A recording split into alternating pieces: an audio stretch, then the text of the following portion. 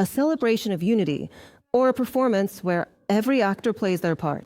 What was hidden behind the lavish decorations and warm embraces in Beijing? Why have some Western analysts dubbed the trio of Xi, Putin, and Kim Jong in the axis of upheaval?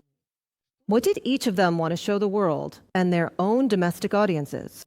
Let's break it down. At the Shanghai Cooperation Organization Summit, Xi Jinping acted like a wealthy host welcoming guests into his own home. And, of course, he made a point of showcasing China's financial power above all else. It was China's proposals to expand the SCO Development Bank and launch new credit mechanisms that became the main economic focus of the summit.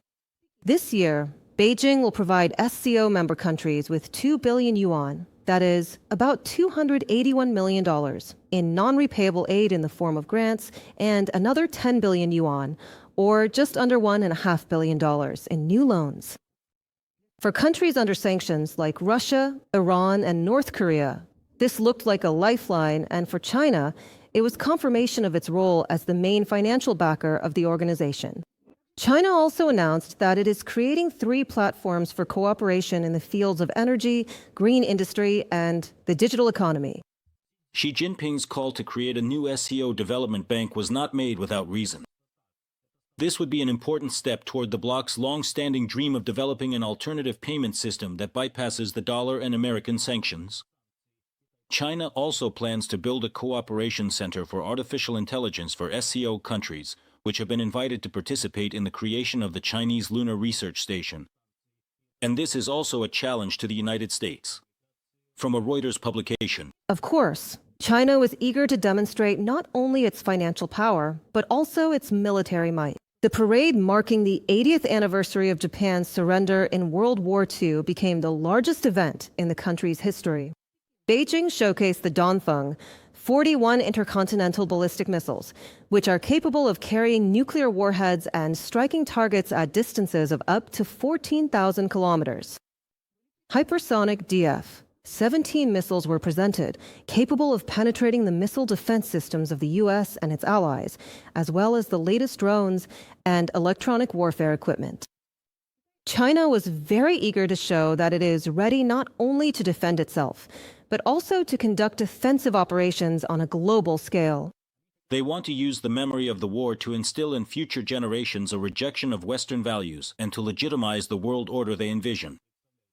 Mr. Xi's parade was not just a celebration of the past, but more so a message to the West about China's unstoppable rise. From a publication by the New York Times.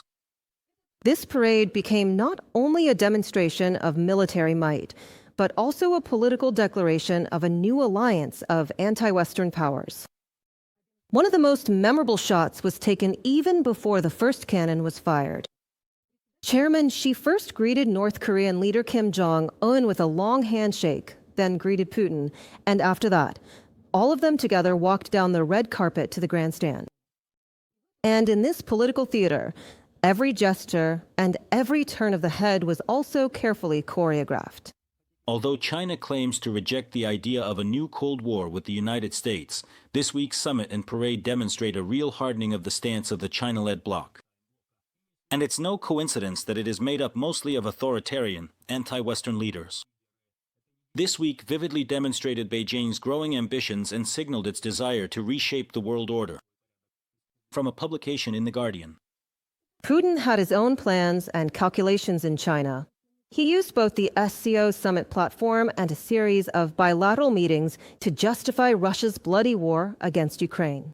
He hurled accusations at Kyiv, Europe, and the US, tried to portray himself as a victim, and shifted all responsibility for the deaths and destruction onto Western countries. But in the summit's final declaration, Ukraine was not mentioned. For the SCO member countries, trade issues were the priority, not legitimizing Russia's actions. But of course, for the Kremlin dictator, it was very important to be seen alongside people who, in essence, allow him to wage this exhausting war for so long.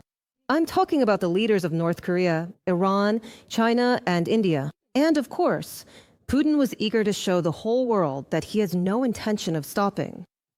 When you see North Korea providing troops to support Putin on his front lines, and China supplying technology and vital components, it shows that Putin is begging others for help.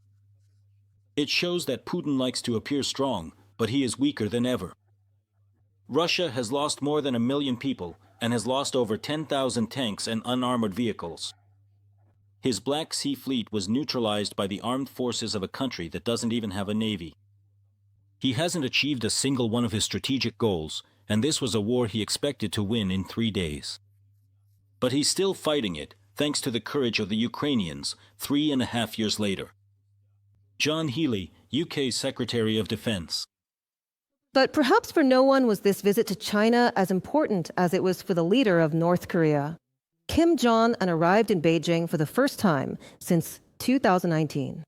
For him and for North Korea, this is a kind of way out of diplomatic isolation.